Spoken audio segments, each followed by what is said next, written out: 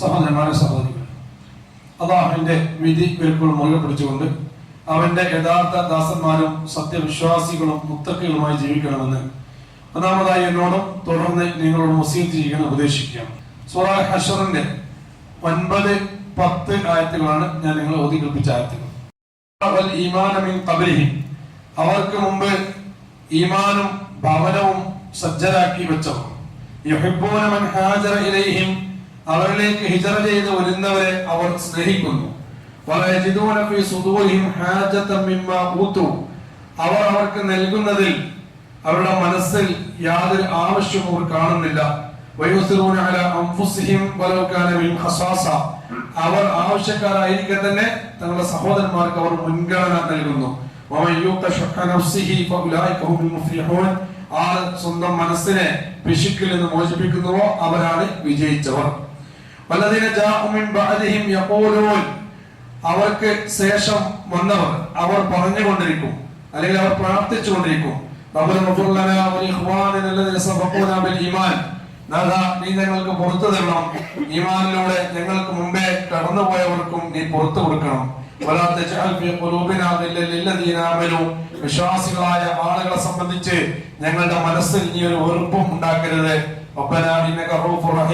ഞങ്ങളുടെ രക്ഷിതാവേ, നീ അത് പൊറുക്കുന്നവനും വിട്ടുവീഴ്ച, നീ അത് കാരുണ്യവാനും വിട്ടുവീഴ്ച ചെയ്യുന്നവനുമല്ലോ. ഇതാണ് ഈ 2 ആയത്തുകളുടെ അർത്ഥം. കഴിഞ്ഞ വെള്ളിയാഴ്ച നമ്മൾ മുഹറം മാസവും അതിന്റെ പ്രാധാന്യവുമാണ് സംസാരിച്ചുകൊണ്ടിരിക്കുന്നത്. ആ ആദ്യ വെള്ളിയാഴ്ച നമ്മള് ഹിജറ കലണ്ടറെ സംബന്ധിച്ചാണ് നമ്മൾ സംസാരിച്ചത്. അതിനുശേഷം കഴിഞ്ഞ വെള്ളിയാഴ്ച നമ്മള് മുഹറം മാസത്തിലെ അതിന്റെ ചരിത്ര പ്രാധാന്യങ്ങളിൽ ഏറ്റവും സുപ്രധാനമായ അധ്യായമായ ബനീ ഇസ്രായേൽ സമൂഹം അവരുടെ സീനായിലേക്കുള്ള ഹിജറയിൽ, ആ ബനീ ഇസ്രായേൽ സമൂഹത്തിലെ ജീവിതവും ചരിത്രവും അവരിൽ നിന്ന് നമുക്ക് പഠിക്കാനുള്ള പാഠങ്ങളുമാണ് നമ്മുടെ കഴിഞ്ഞ വെള്ളിയാഴ്ച സംസാരിക്കേണ്ടത്. അതിനുശേഷം ഈ മുഹറം മാസവുമായി ബന്ധപ്പെട്ട് നമ്മൾ പറയുന്ന ചരിത്രത്തിൽ രണ്ടാമത്തെയും അതുപോലെ നമ്മളെ സംബന്ധിച്ചിടത്തോളം ഏറ്റവും പ്രധാനവുമായ രണ്ടാമത്തെ ചരിത്രമാണ് മഹാനായ പ്രവാചകൻ സല്ലല്ലാഹു അലൈഹി വസല്ലമയും അവിടുത്തെ സഹാബത്തും മക്കയിൽ നിന്ന് മദീനയിലേക്ക് നടത്തിയ ഹിജറ. ആ ഹിജറയുടെ ഓർമ്മയാണ് നമ്മൾ ഹിജറ വർഷം എന്ന് പറയുന്നതും ഹിജ്രി കലണ്ടർ എന്ന് പറയുന്നതും ഒക്കെ ആ ഹിജറയുമായി ബന്ധപ്പെട്ട് ചേർത്താണ് പറയുന്നത്. പക്ഷെ നബി സല്ലല്ലാഹു അലൈഹി വസല്ലം ഹിജറ ചെയ്തത് മുഹറം മാസത്തിലല്ല, പക്ഷെ ഹിജറക്കുള്ള ഉറച്ച തീരുമാനം എടുക്കുന്നത് മുഹറം മാസത്തിലാണ്.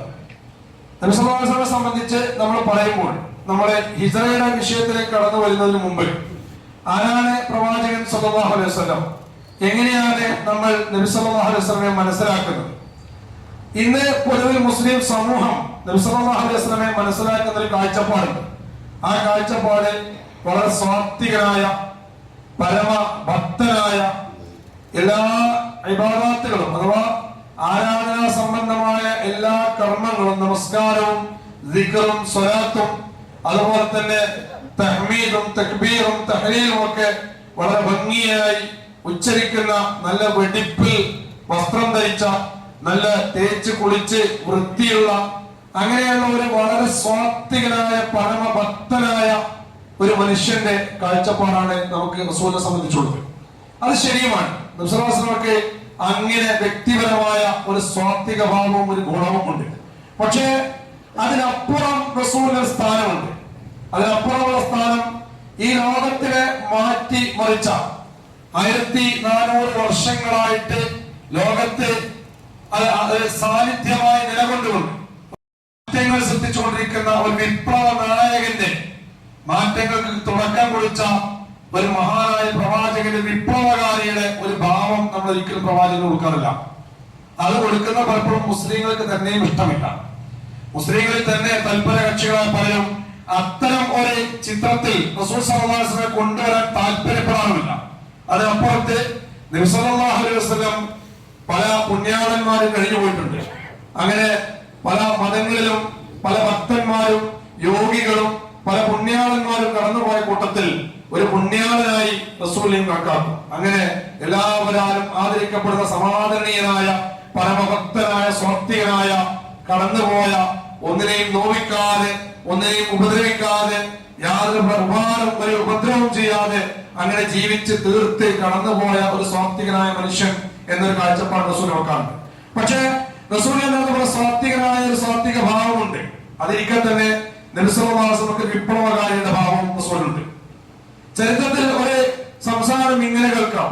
മഹാനായ ഖാലിദ് ഇബ്നു വലീദ് റളിയല്ലാഹു അൻഹു, അദ്ദേഹത്തിന് സൈഫുല്ലാഹ് എന്ന സ്ഥാനപ്പേര് നബി സല്ലല്ലാഹു അലൈഹി വസല്ലം നൽകിയ പേരാണ്. അല്ലാഹുവിന്റെ സൈഫുല്ലാഹിൽ മസ്ലൂൽ, അല്ലാഹുവിന്റെ ഊരിപ്പിടിച്ച വാൾ എന്ന അദ്ദേഹത്തിന്റെ സ്ഥാനം. ആ സ്ഥാനം അദ്ദേഹത്തിന് ലഭിക്കാൻ കാരണം അദ്ദേഹം ഇസ്ലാമിൽ ശക്തനാണ്, ധീരനാണ്. ഇസ്ലാമിന് മുമ്പും അങ്ങനെ തന്നെയാണ്. അദ്ദേഹത്തെ സംബന്ധിച്ച് അറേബ്യയുടെ ചരിത്രം പറയുന്ന വാക്ക് ഇങ്ങനെയാണ്: അറേബ്യയുടെ മടിത്തട്ടിൽ ഒരു മാതാവും ഖാലിദ് ഇബ്നു വലീദിനോളം ധീരനായ ഒരു കുട്ടിക്ക് ജന്മം നൽകിയിട്ടില്ല എന്നാണ് പറയുന്നത്. അത്രക്കും ധീരനായ യുദ്ധതന്ത്രജ്ഞനായ ഖാലിദ്.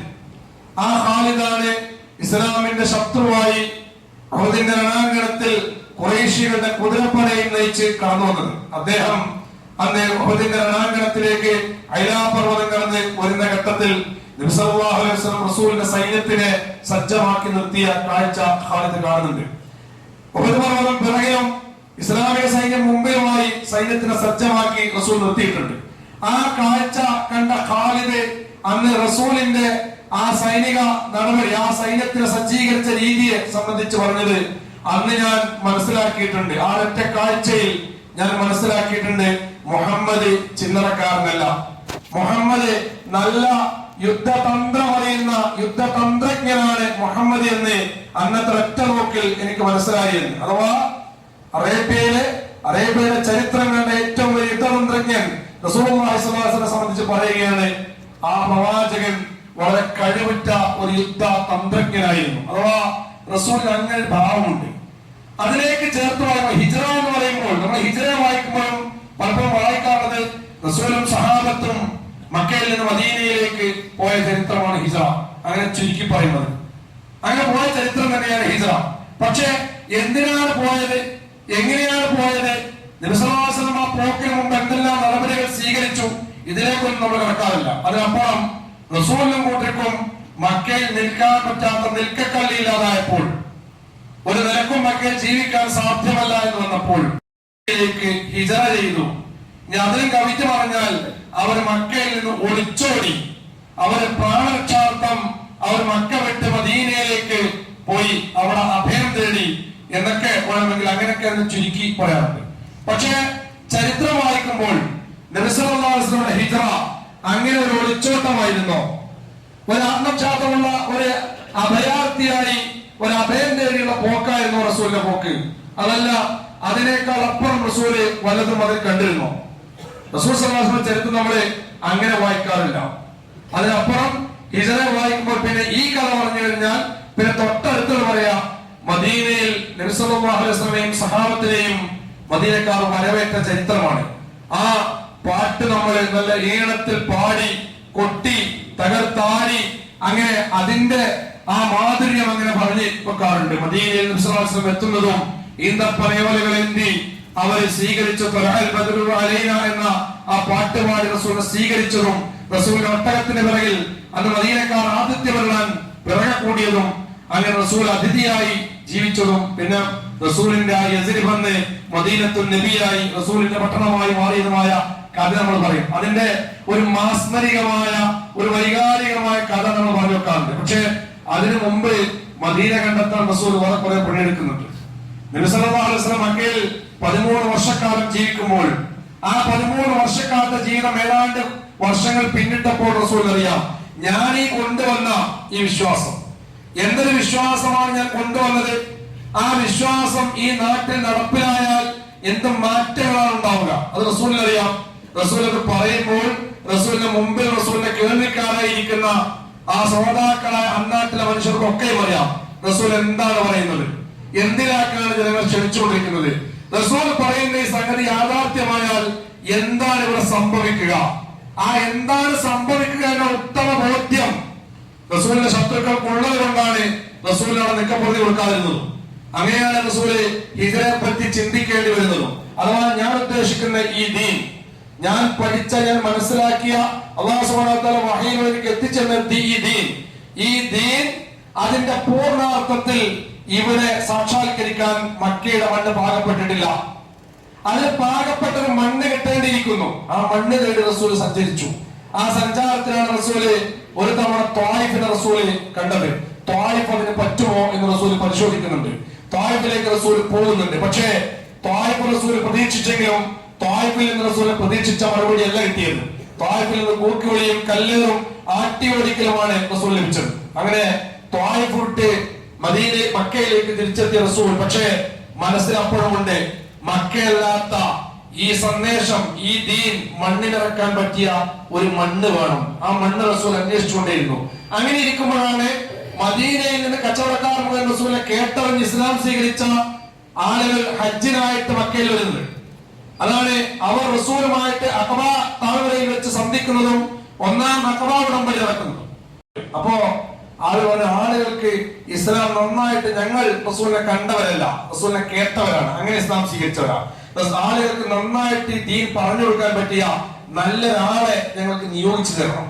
അപ്പോ നബി സല്ലല്ലാഹു അലൈഹി വസല്ലം അതിന് നല്ല ഊർജ്ജസ്വലനായ, നല്ല കഴിവുറ്റ ചടുലനായ ഒരു യുവ കോമളനെയാണ് നബി സല്ലല്ലാഹു അലൈഹി വസല്ലം കണ്ടെത്തിയത്. മിസ്അബ് ഇബ്നു ഉമൈർ റളിയല്ലാഹു അൻഹുവിനെ നബി സല്ലല്ലാഹു അലൈഹി വസല്ലം റസൂലിന്റെ പ്രതിനിധിയായി മദീനയിലേക്ക് അയക്കുകയാണ്. ഇസ്ലാമിലെ ഒന്നാമത്തെ സഫീറാണ്, ഇസ്ലാമിലെ ഒന്നാമത്തെ അംബാസഡറാണ് മഹാനായ മുസ്അബ് റളിയല്ലാഹു അൻഹു. അദ്ദേഹം മദീനയിലേക്ക് പോയി. അദ്ദേഹത്തിന്റെ ആ ചടുലതയും അതുപോലെ തന്നെ ആ ചാതുര്യവും ഒക്കെ അദ്ദേഹം നന്നായിട്ട് പ്രയോഗിച്ച് മദീന ഇസ്ലാമിലേക്ക് കടന്നു വരുന്നുണ്ട്. ആ ഇടയ്ക്ക് രണ്ടാം അഖബ ഉടമ്പടി, അടുത്ത വർഷം വീണ്ടും കുറെ ആളുകൾ വന്ന് നബിയുമായി സന്ധി ചെയ്ത് കരാർ ചെയ്യുന്നു അഖബയിൽ വെച്ച്. അതാണ് രണ്ടാം അഖബ ഉടമ്പടി. അതിൽ വെച്ച് അവർ റസൂൽ ചോദിക്കുന്നുണ്ട്, മദീന പറ്റുമോ? മദീന ഈ ഇസ്ലാമിനെ മണ്ണിൽ വെക്കാൻ പറ്റിയ മണ്ണായിട്ട് കണ്ട് അങ്ങോട്ട് വരാൻ പറ്റുമോ? ആ റസൂലിന്റെ ചോദ്യത്തിന് മുമ്പിൽ അവർക്ക് മറ്റൊരു മറുപടിയില്ല. അല്ലാഹുവിന്റെ റസൂലേ, താങ്കൾ മദീനയിലേക്ക് വരിക, ഞങ്ങൾ ഇരുകൈയും നീട്ടി താങ്കൾ സ്വീകരിക്കും. അപ്പോൾ റസൂൽ തിരിച്ചു വരണ്ടേ, നിങ്ങൾ എന്ത് വിചാരിച്ചിട്ടാണ് വർത്താൻ പറയുന്നത്? എന്നെ സ്വീകരിക്കുക എന്ന് പറഞ്ഞാൽ അതിനർത്ഥം അറേബ്യയുടെ മുഴുവൻ ശത്രുതയെ നിങ്ങൾ ഏറ്റുവാങ്ങുക എന്നാണ്. അതുകൊണ്ട് നിങ്ങൾ വെറുതെ വാക്ക് പറഞ്ഞാൽ പോരാ. ആ കൂടിയിരുന്ന കൂട്ടത്തിൽ റസൂലിന്റെ സഹാബി പറയുന്നുണ്ട്, നിങ്ങൾ വെറുതെ ആവേശത്തിൽ പറഞ്ഞാൽ പറ്റില്ല.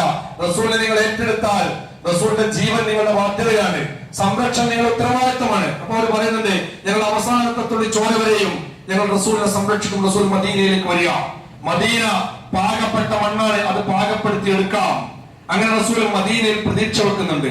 പക്ഷേ മറുപടി, പക്ഷേ എനിക്ക് അങ്ങനെ വരാൻ പറ്റില്ല. പെട്ടെന്ന് അല്ലാഹുവിന്റെ കൽപ്പന ലഭിക്കണം. ഹിജ്റയ്ക്കുള്ള കൽപ്പന ലഭിച്ചാലേ മദീനയിലേക്ക് വരാൻ പറ്റുള്ളൂ. ആ കൽപ്പനക്ക് റസൂൽ കാത്തിരുന്നു. മുസ്അബ് റളിയല്ലാഹു അൻഹു അദ്ദേഹത്തിന്റെ പണി മദീനയിൽ തുറന്നു. അദ്ദേഹത്തിന്റെ പണി ഏകദേശം കുറെ നീണ്ടപ്പോൾ മദീനയിലെ ഏറ്റവും പ്രധാനപ്പെട്ട രണ്ട് അറബ് ഗോത്രങ്ങളായ ഔസും ഖസറജും ഇസ്ലാമിലേക്ക് വന്നിട്ടുണ്ട്. പിന്നെ ജൂത ഗോത്രങ്ങളുടെ ബാക്കി 3 ഗോത്രങ്ങൾ, ബനു നദീറ, ബനു ഖുറൈള, ബനു ഖൈനുഖ, ഈ ഗോത്രങ്ങളാണ്. അതുപോലെ പിന്നെ അല്ലറ അറബ് ഗോത്രങ്ങളും അവരൊക്കെ ഇസ്ലാമിലേക്ക് പ്രബോധനം ചെയ്തുകൊണ്ടിരിക്കുന്നു. അതുപോലെ ഈ ഔസിന്റെയും ഖസറിന്റെയും പ്രമുഖരായ 2 യുവാക്കളായ നേതാക്കന്മാർ ഇസ്ലാമിലേക്ക് കടന്നു വരുന്നുണ്ട്. സഅദ് ഇബ്നു മുആദും സഅദ് ഇബ്നു ഉബാദയും, ഇവർ 2 പേരും ഇസ്ലാം സ്വീകരിക്കുന്നുണ്ട്. അങ്ങനെ മദീന ഇസ്ലാമിലേക്ക് അടുത്തു വരികയാണ്.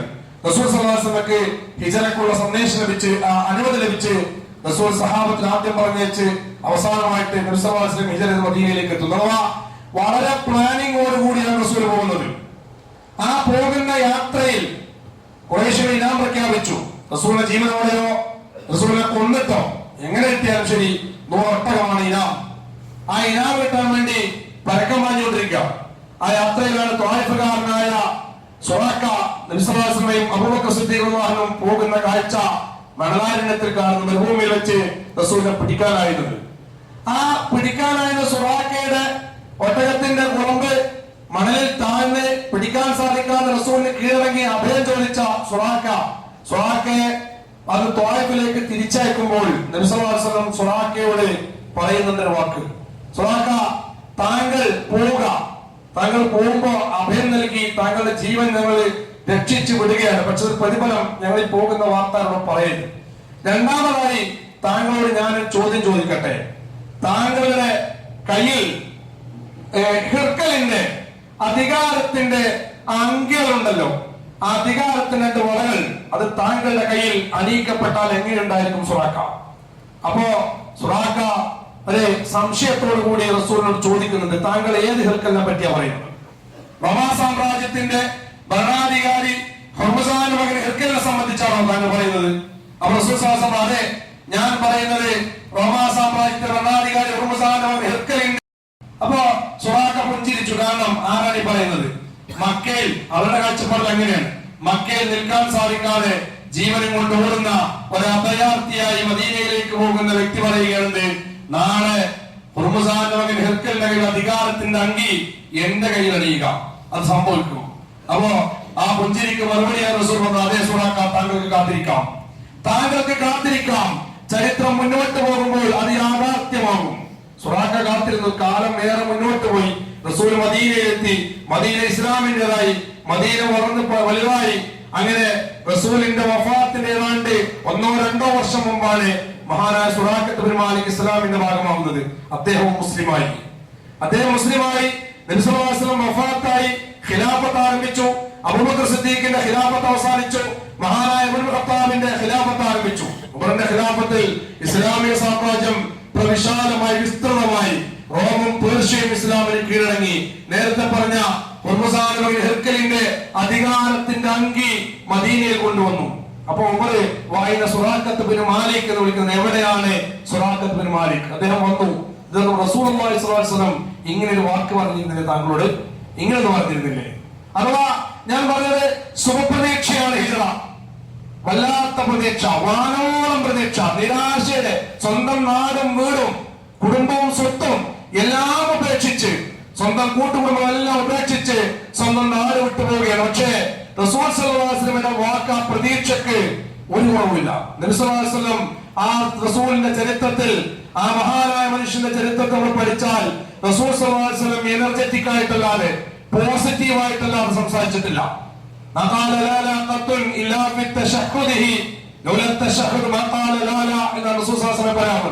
അഥവാ നബിസ്വലാസം ജീവിതത്തിലേക്കില്ല നോ എന്ന വാക്ക് റസൂൽ ഉച്ചരിച്ചിട്ടില്ല. നമസ്കാരം നമ്മൾ ഷഹാദത്തിലുമ്പോൾ ലാ ഇലാഹ ഇല്ലല്ലാഹ് ആ തശഹ്ഹുദിൽ ലാ വെച്ച് റസൂൽ ജീവിതത്തിൽ ലാ എന്ന് പറഞ്ഞിട്ടില്ല, നോ എന്ന റസൂലിന്റെ ജീവിതത്തിൽ ഇല്ല. റസൂൽ പോസിറ്റീവാണ് എപ്പോഴും.